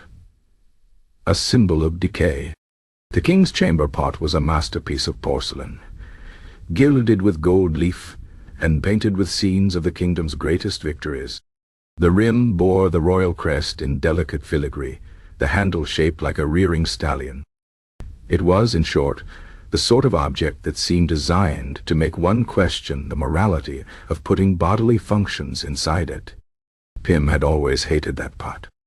Not for its ostentation. He'd long since grown accustomed to the nobility's habit of gilding their excrement, but for what it represented. The cracks in the porcelain, carefully repaired with glue that never quite matched. The way the gold leaf flaked off if you looked at it too hard. The fact that no matter how many times it was emptied, the smell never fully went away. It was, in its way, the perfect metaphor for the kingdom itself. The signs of decay were everywhere, if one knew where to look. The court physician had taken to prescribing the same remedy for everything from gout to grief, a suspiciously dark syrup that smelled of fermented cherries and bad decisions. The royal guards leaned on their spears more than they stood at attention. Even the castle's famed tapestries, once vibrant with color, now hung faded and frayed, their threads loosening one by one like the kingdom's grip on its own borders. Pym saw it all from his unique vantage point. The way the king's stools had grown looser as the treasury dwindled. The increasing frequency with which the queen's pots contained the telltale traces of strong spirits. The alarming regularity with which visiting nobles' pots contained scraps of treasonous correspondence, hastily burned but not burned enough. The Duke of Wing's pots told the most damning story of all. Where once they'd been heavy with gold smuggled in their thick walls, now they ran suspiciously light. The Duke was running out of funds, and desperate men made dangerous decisions. Pym knew the signs. He'd seen them in the castle's rats, who grew bold in lean times. In the way the kitchen cats, normally so aloof, had begun following him with hungry eyes. The kingdom was rotting from the inside out, and no amount of perfumed oil could mask the stench. Even the common folk sensed it. The baker's daughter, who supplied the castle with its daily bread, had taken to whispering to Pym as he passed. The flour's running low, she'd say, or the miller's raising his prices again. Small things, but together they painted a picture of a realm teetering on the edge of something unpleasant. The final clue came on a morning like any other, as Pym emptied the king's pot with practiced efficiency. The contents were wrong. Not in the usual ways. The king had always had a temperamental gut, but in a new, alarming fashion. The color was off. The consistency strange. And floating atop it all, like some grotesque garnish, was a single undigested berry. Pym stared at it for a long moment, then carefully fished it out with a spoon. He wrapped it in a scrap of cloth and slipped it into his pocket. That afternoon, he showed it to the Jester. Fizzlebottom took one look and went pale beneath his motley. "That's belladonna," he whispered. "Or something like it." His bells jingled nervously as he glanced around. "Someone's poisoning the king." Pym nodded. He'd suspected as much. The question was who? The Duke was the obvious answer, but his recent pots had shown no sign of guilt or nerves. The Queen stood to inherit, but her pots told the story of a woman drowning her sorrows, not plotting murder. The Archbishop? Possible, but unlikely. The man's bowels were far too regular for someone committing high treason. That left only one possibility. The king was poisoning himself. Not on purpose, of course.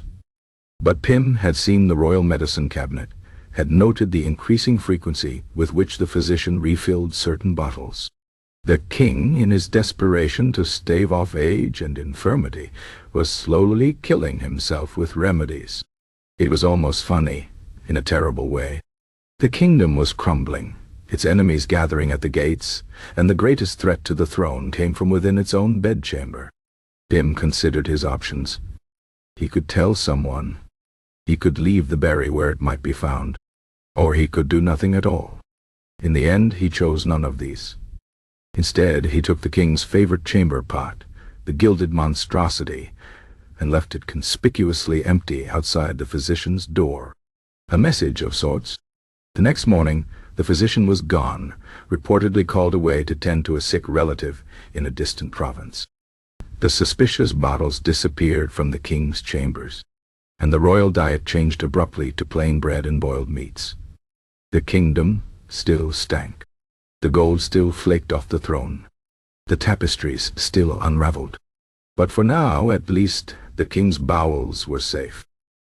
Pym allowed himself a small smile as he went about his work. They might not listen to a chamber pot boy's warnings about the state of the realm, but everyone eventually paid attention to what came out of their own gut. The pot, after all, did not lie. And neither, in its way, did the boy who carried it. Chapter 17. The Chamber Pot Boy's Final Confession. I never meant to matter. That's the great joke of it all, really. They think I plotted and schemed my way into significance, that I carefully cultivated my invisibility like some master spy. The truth is far simpler. I was good at not being noticed because no one had ever bothered to look. Let me tell you about my life. Not the legend it became, the truth. It smelled worse and made less sense. I was born in a village so insignificant, even the tax collectors forgot its name. My mother died birthing me, which the midwife said was God's mercy. My father drowned himself in drink shortly after, which the priest called God's justice. By 7, I was scrubbing pots at the local inn for crusts of bread. By 12, I'd been sold to the castle for less than the price of a good hunting dog. The first time I emptied the king's chamber pot, I vomited for an hour straight. The cook beat me for wasting food. That was my welcome to court life. For years I moved through the castle like a ghost, watching nobles make the same mistakes with the confidence of people who'd never faced consequences. The Duke of Winge once stabbed a man over a poorly seasoned pheasant, and suffered nothing worse than a scolding. The Baron of Snuffle kicked me daily for sport, until I arranged for his favorite hound to develop an unfortunate affinity for his left boot. I learned early that power isn't about swords or gold. It's about knowing things. And in a castle where everyone guards their words, but lets their bowels speak freely, I became the most knowledgeable person in the kingdom. The king's digestion predicted tax policies. The queen's pots told of her miscarriages before the physicians knew. The archbishop's, well, let's just say His Holiness was mostly performative. Did I use this knowledge? Of course. But not how they think. I never poisoned anyone, though I could have. Never stole secrets, though they practically gift-wrapped them for me. My greatest crime was paying attention when everyone else was busy looking important.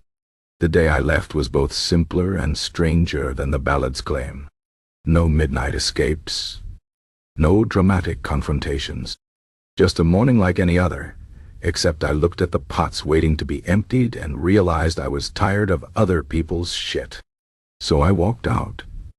Not through secret tunnels or hidden passages. Right through the front gate, past guards who glanced at my bucket and assumed I was on some foul errand. They say I became a tinker, a spy, a ghost. Truth is, I became free. Free of their stink, their schemes, their endless cycle of consumption and expulsion. Now I mend pots for farmers who thank me by name. I sleep under stars that don't shine on any castle. And when I laugh, which is often, it's at jokes of my own making. So here's my final confession, for what it's worth. I was never the hero of this story, just the boy who carried the pots. And in the end, that was enough. Let them tell their tales of haunted garderobes and flying chamber pots. I'll be here, in my quiet corner of the world, where the only shit I deal with is my own. And if sometimes, on certain moonless nights, I still hear the clink of porcelain in my dreams, well, old habits die harder than old kings. The pot, as they say, never lies. But the boy who carried it, he learned when to keep his mouth shut. Signed, Pim the Pot Boy, retired. Chapter 18. The Legacy of the Chamber Pot Boy. History, that fickle scribe, records the deeds of kings and conquerors with painstaking detail. Great battles are chronicled in illuminated manuscripts. Royal decrees are preserved on vellum scrolls. Entire libraries are devoted to the intricacies of court etiquette and the proper way to address a bishop during a siege. But of the boy who once carried the royal chamber pots, not a word. And yet, walk through the castle kitchens today, if you can find one still standing, and ask the scullery maids about Pim the Pot Boy. Watch their eyes gleam with recognition, even as their lips purse in disapproval. The stories live on in servant quarters and tavern corners, passed between those who know the truth, that crowns may glitter, but power resides in the hands of those who handle what others leave behind. The court historians, of course, dismiss such tales as peasant fancy. Professor Albrecht von Drippenheim's seminal work, Pesky Excremental History of Late Medieval Governance, devotes exactly 3/4 of a page to the so-called legend of the chamber pot spy, dismissing it as an amusing but patently absurd folktale illustrating the vulgar superstitions of the lower classes. Which is ironic, considering the good professor's research was made possible by royal grants from families whose ancestors feature prominently in Pim's unrecorded observations. In the villages, the stories take stranger forms. There's the tale of the ghostly lavender pot, a chamber pot that appears in noble bedchambers the night before a great scandal breaks, its contents suspiciously clean. There's the ballad of the tinker's revenge, sung late at night when the wine flows freely and no one important is listening.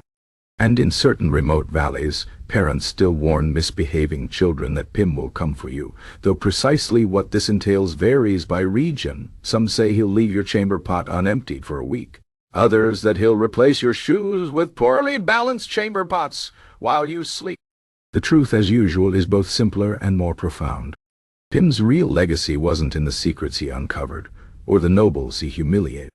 It was in the quiet understanding that spread through servant halls across the kingdom, that even the lowest among them saw more than they were seen, knew more than they were credited for, and held more power than anyone suspected. After Pym disappeared, castle servants grew bolder. Kitchen mates accidentally oversalted the soup of particularly cruel nobles. Stable boys developed sudden deafness when certain lords called for their horses. The new potboy, a sharp-eyed lad named Jem, reportedly charged extra for discreet services, though what those entailed exactly no noble dared ask. In the end, the kingdom fell, as kingdoms do. The Duke of Wing's line died out after a series of suspiciously convenient hunting accidents. The Baron of Snuffle's descendants lost their lands to creditors. King Baldemar's once mighty realm fractured into squabbling principalities, their borders shifting like the contents of an overfull chamber pot on a bumpy carriage ride. But in a small village near what was once the castle, an elderly tinker still mends pots for farmers and merchants. His hands are gnarled with age, his hair thin as winter straw, but his eyes remain sharp. Sometimes when children pester him with questions about his past, he'll tell them outrageous stories about palace intrigue and flying chamber pots. None of it's true, of course, he always adds with a wink. But then, neither are the history books. And if occasionally, when the moon is full and the wind carries the faintest scent of lavender, the villagers swear they hear the clink of porcelain from empty rooms. Wow. Some legacies, like some smells, are harder to wash out than others. The pots, after all, remember, even if history forgets. Chapter 19. The Chamber Potboy in Popular Culture. 200 years after Pym walked out of the castle, his legend had somehow transformed from a cautionary tale about workplace revenge into something far more bizarre. The truth, a malodorous boy who weaponized his invisibility and other people's digestive habits, had been polished into something shinier, more palatable, and almost entirely fictional. The most popular retelling was Privy Ballad of the Potboy Prince, a melodramatic epic in which Pym was revealed to be the secret heir to a neighboring kingdom, his lowly station the result of a royal mix-up at birth. The song conveniently ignored the fact that Pym had spent most of his actual life elbow-deep in human waste, instead focusing on his noble bearing and uncanny way with lavender. It ended with Pym reclaiming his throne and marrying a princess whose only personality trait was an inexplicable fondness for men who smelled faintly of soap. The stage adaptations were worse. The musical featured a chorus line of dancing chamber pots and a love interest named Lady Rose, whose primary function was to swoon whenever the hero entered a room, a reaction more likely in reality if Pym had forgotten to wash his hands. The show's big number, Every Pot Tells a Story, was sung while suspended on wires designed to look like floating porcelain. Critics called it audacious. Historians called it an abomination. Even children's stories weren't immune. Pym and the Talking Chamber Potier was a surprisingly successful series about a brave boy and his enchanted toilet companion solving mysteries around the castle. Parents loved its wholesome messages about honesty and perseverance. Psychologists wrote papers about what it said that an entire generation of children grew up believing household objects might dispense wisdom if spoken to with enough sincerity. The academic interpretations were the most laughable. Professor Elsbeth Danderfluff's key scatological sublime waste as witness in late medieval court culture argued that Pym represented the unconscious proletariat consciousness, asserting itself through the marginalized discourse of fecal matter. It sold 12 copies, all to libraries that immediately regretted their purchase. The few attempts at historical accuracy fared poorly. A documentary called What's Real Pymum was cancelled after the host quit, citing mental distress from spending too much time researching medieval sanitation. A dramatic film starring the heartthrob actor Christophe Limont as Pym was shelved when test audiences couldn't reconcile the handsome lead with the film's insistence that his job involved carrying buckets of human excrement. Modern self-help books had somehow twisted Pym's story into motivational nonsense. Chamber Pot Principle. How to turn your lowest moments into success. Wow spent 6 months on bestseller lists despite containing exactly zero historically accurate information. Seminars promised to teach the pot boys secrets to invisibility and influence, though the only people who got rich were the charlatans running them. The castle itself, now a tourist attraction, sold tiny ceramic chamber pots in the gift shop. Visitors could purchase a Pym's Revenge model that made a squeaking noise when tipped, or a more expensive royal flush version that played a tinny rendition of the national anthem. The irony that Pym had spent his life trying to escape these very objects, only to have them become his legacy, was lost on everyone but the janitors who had to clean the bathrooms after school groups visited. Perhaps the strangest tribute was the annual Pym Festival in what had once been the castle town. Locals dressed in brown tunics and carried wooden buckets, competing in events like speed scrubbing and pot stack. The highlight was the crowning of the pot boy, or pot girl, a dubious honor that came with a year's supply of artisanal soap and free admission to the local history museum. As for Pym himself, he'd have hated all of it. The songs would have made him cringe. The plays would have bored him. And the very idea of a festival celebrating chamber pots would have sent him straight back to whatever quiet corner of the world he'd escaped to. But he might have laughed at one thing: the way the castle's grand hall, once the scene of so much pomp and pretense, now smelled perpetually of lavender. No one could explain it. The staff scrubbed and aired and sprayed, but the scent lingered, subtle but persistent. A coincidence, surely. A trick of the memory. Or perhaps, just perhaps, the quiet joke of a boy who'd finally gotten the last laugh. Chapter 20. The truth about the chamber pot boy. The truth, if we must be tediously accurate about it, is that no one knows what happened to Pym. The castle records contain no mention of his departure. No eyewitness accounts describe his final day. Even the Jester, usually so reliable for drunken anecdotes, could never quite remember whether he'd actually seen Pym leave, or had simply dreamed it after that particularly potent batch of mead. But here's what we do know. On the morning after Pym vanished, the king's chamber pot was found empty. Not just emptied, polished to a shine so perfect it reflected Baldamar's bewildered face with humiliating clarity. The same was true of every noble's pot in the castle, from the archbishop's gold-rimmed monstrosity to the lowliest knight's chipped earthenware.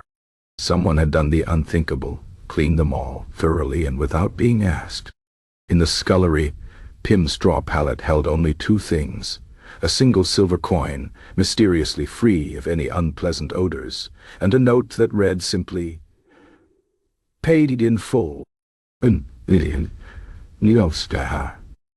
The castle, of course, spun wild theories. The cook insisted Pym had been recruited by a foreign power for his unique skills. The stablemaster claimed to have seen him riding away on a spectral horse, made entirely of well-scrubbed porcelain.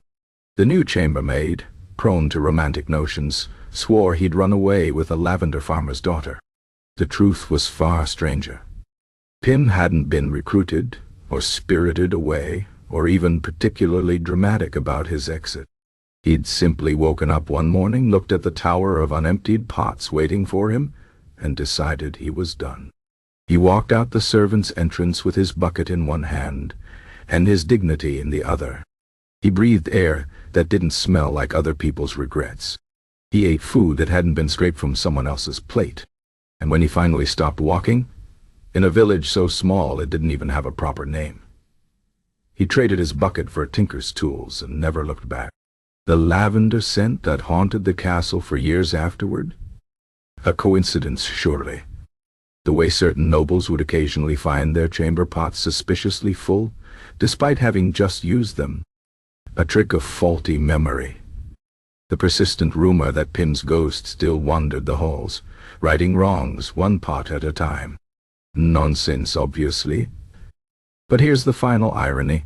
The joke Pym would have appreciated most of all. The only people who remembered him accurately were the ones who took his place. Every new potboy and scullery maid heard the stories on their first day.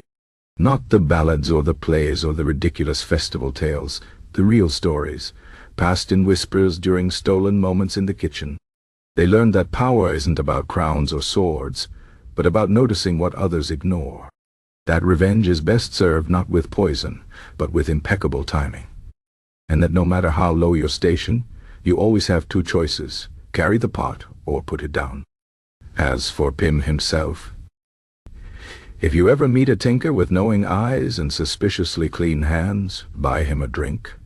Listen to his stories. And whatever you do, never ask what he did before he took up mending pots. Some truths, like some smells, are better left unspoken. The end.